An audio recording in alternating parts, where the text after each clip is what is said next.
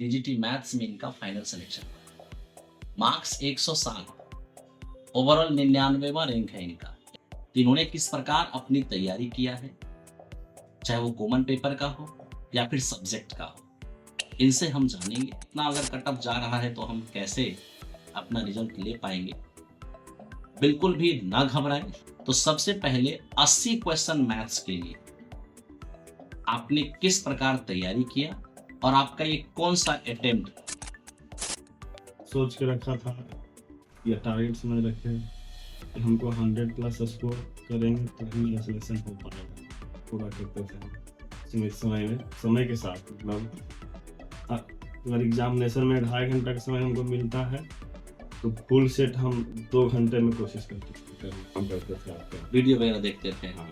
तो आपने देखा कि सेट वाले क्या इनका स्ट्रेटजी था और साथ ही साथ अपना वीडियो देखने के लिए ये अलग से टाइम। सभी को नमस्कार। अभी आप देख रहे हैं हमारे बगल में रोहित जी हैं, नालंदा डिस्ट्रिक्ट से हैं। इन्होंने बिहार शरीफ में रहकर अपनी तैयारी किया है और इस बार बीपीएससी टीआरई 3.0 में 9th टीजीटी में टीजीटी मैथ्स में इनका फाइनल सिलेक्शन हुआ है। मार्क्स 160, ओवरऑल 99वां रैंक है इनका, यानी 99 रैंक। 107 में आप जानते हैं कि 120 में अगर टीजीटी मैथ्स आपका है तो 80 क्वेश्चन सब्जेक्ट से मैथ्स रहता है और कॉमन पेपर में 8 क्वेश्चन मैथ का, टोटल 88 क्वेश्चन मैथ का।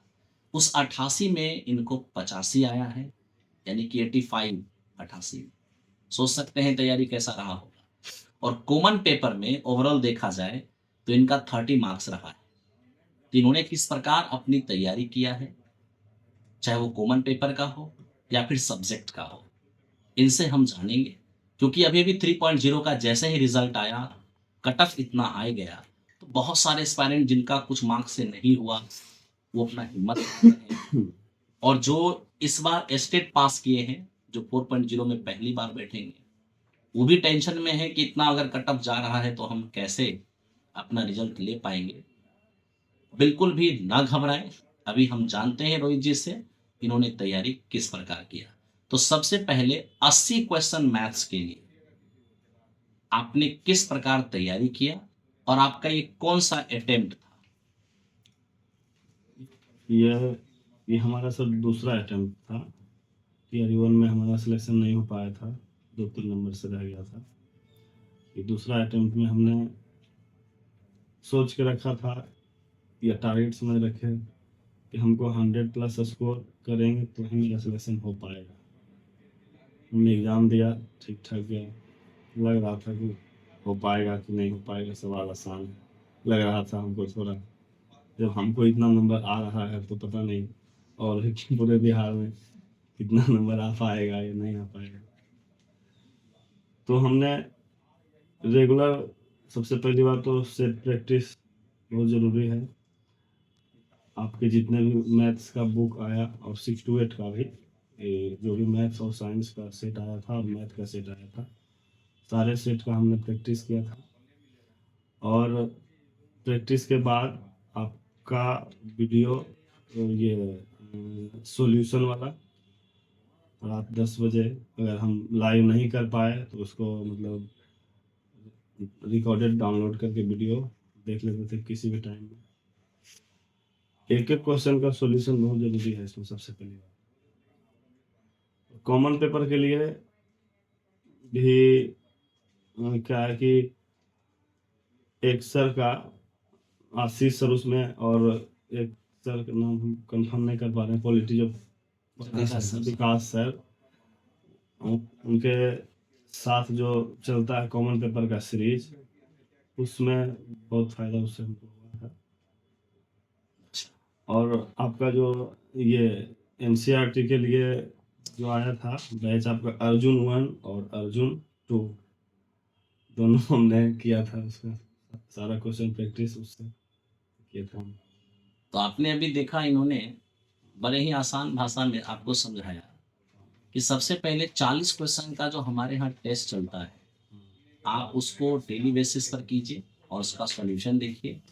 साथ ही साथ इन्होंने अभी प्रैक्टिस सेट पर ज़्यादा जोर दिया। तो मैं इनसे पूछना चाहूँगा कि ये तो चलिए 40 नंबर का जो सब्जेक्ट वाइज था वो तो एक अलग टेस्ट हो गया, लेकिन क्या full length set daily basis पर छात्रों को करना चाहिए या सिर्फ वीकली करना चाहिए? हाँ सर, बिल्कुल ज़रूरी है, क्योंकि हमने अपना हम बता रहे हैं कि हमने महीने में 7 के 7 दिनों में 30 का 30 दिन हमने फुल सेट ही लगाया। 40 सेट हमने मतलब बहुत कम लगाए। और जब हमको लगा कि हिंदी हो रहा है मेरा ठीक ठाक हो गया है, जीएस में थोड़ा ठीक है, तो एक 100 क्वेश्चन का सेट आया था आपका स्टेट का प्रैक्टिस के लिए, उसको भी हमने किया था। सिर्फ ओनली 100 क्वेश्चन मैथ का सेट वगैरह उसको पूरा करते थे हम सीमित समय में, समय के साथ। मतलब अगर एग्जामिनेशन में 2.5 घंटा का समय हमको मिलता है तो फुल सेट हम 2 घंटे में कोशिश करते थे करने की। 2 घंटा ही टाइम हम मतलब फिट करके अलार्म लगा के करते थे। आप समझ रहे हैं, प्लेटफॉर्म का कोई भी बुक, चाहे वो टीजीटी मैथ्स का स्पेशल बुक हो, चाहे वो 6 to 8 के लिए बुक हो, चाहे वो एस्टेट के लिए बुक आता है, कोई भी बुक आता है आप उसे बनाइए और लगातार बनाइए। तो आपने 2 स्ट्रेटजी देखा, एक 40 क्वेश्चन वाली सेट का और एक फुल लेंथ सेट का, ये दोनों को आपको लेकर चलना है। साथ ही साथ अगर आप बिल्कुल फ्रेशर हैं, जो लोग बिल्कुल फ्रेशर हैं उन्हें तो पहले कंसेप्ट क्लियर करने के लिए कोई फंडामेंटल बैच करना पड़ेगा। सर अगर उनको लगता है कि हमको सारा टॉपिक आता है या उसमें कुछ डाउट है कोई भी टॉपिक में, तो आपको जिस टॉपिक में अगर प्रॉब्लम है उस टॉपिक आप पढ़ सकते हैं, ठीक है। और बाकी क्वेश्चन फुल सेट का करना पड़ेगा। क्वेश्चन फुल का करें, यानी आप, इनका कहना है कि अगर आप एस्टेट पास किए हैं तो थोड़ा बहुत तैयारी तो आप किए होंगे। अगर आपको 1-2 टॉपिक में दिक्कत है तो आप यूट्यूब से कर सकते हैं, और नहीं अगर ज्यादा प्रॉब्लम है तो वैसे स्थिति में कोई ना कोई बैच से करना जुड़कर आपको पहले कंसेप्ट क्लियर करना होगा। तो आपने देखा कि इन्होंने अपनी तैयारी का बस सिंपल सा स्ट्रेटजी बता दिया कि इन्होंने प्रैक्टिस सेट पर ज्यादा जोर दिया क्योंकि इनका कंसेप्ट क्लियर था। एक अर्जुन बैच से ये जुड़े हुए थे हम लोगों से, तो टेस्ट से और अर्जुन बैच से जुड़कर इनका संबंध हम लोगों से रहा, और डेली सेट का सॉल्यूशन। तो आप लोग भी अपनी तैयारी में, यानी आप लोग भी अगर परचम लहराना चाहते हैं तो प्लेटफॉर्म के साथ, चाहे बैच हो चाहे टेस्ट हो, आपको टेस्ट में तो करना ही करना है। अगर बैच में आपको लगता है कि बैच की जरूरत है तो आप बैच के साथ ज्वाइन कीजिए। बहुत तरह का आपके जरूरत के हिसाब से बैच अवेलेबल है, आप एप्लीकेशन पर विजिट कर सकते हैं। बाकी तैयारी का यानी मेहनत का कोई विकल्प नहीं होता, आप जितना मेहनत कर सकते हैं आप कीजिए। लगभग डेली कितने घंटे मेहनत करते होंगे, पढ़ाई कर लग जाता होगा? सर हमारा जो स्ट्रेटजी था 3 बजे से लेके लगभग 2 घंटे का टेस्ट लगाते थे, और बाकी टाइम में जीएस पोर्शन के लिए हम लोग 8 बजे तक, कम से कम 8 से 8:30 बजे तक, यानी कि 3 से लेके 8 बजे तक, 8:30 बजे तक शाम का टाइम है। और बाकी मॉर्निंग का टाइम घर में अपना डेरा पे जो भी यूटिलाइज करते थे ये सब। अच्छा, वीडियो वगैरह में ये सब काम करते थे, आपका वीडियो वगैरह देखते थे। हाँ। और तो आपने देखा कि सेट वाले क्या इनका स्ट्रेटजी था, और साथ ही साथ अपना वीडियो देखने के लिए ये अलग से टाइम अपना निकाल कर रखे थे। तो ये थे हमारे साथ रोहित, जिनका सिलेक्शन इस बार 9th टीजीटी मैथ्स में हुआ। 107 मार्क्स, 88 में 85 और 30 नंबर कॉमन पेपर में। बहुत अच्छी तैयारी रही और इनसे मिलकर काफी अच्छा लगा। आप कुछ कहना चाहेंगे? सर कहना चाहेंगे जो सफल हुए हैं उनके लिए बहुत बहुत बधाई, लेकिन हमारे साथ एक भाई भी हैं जिनका इस बार नहीं हो पाया है। ये अभी पूछ रहे थे सर से स्ट्रेटजी के बारे में। इनको भी और जो भी असफल छात्र हैं इस बार, उनको भी हम कहना चाहेंगे कि जिस प्रकार हमने मेहनत किया आप भी कर सकते हैं। आप में भी वो जज्बा है, जुनून है, ज़रूर आपको भी मिलेगा। बस इसी के साथ देखिए, यही दिल होना चाहिए। अगर सिलेक्शन हो जाए, आप सफल हो जाते हैं, तो अपने साथियों को, अपने से जुड़े लोगों को कभी नहीं भूलिए, हमेशा ज़मीन से जुड़े रहना चाहिए।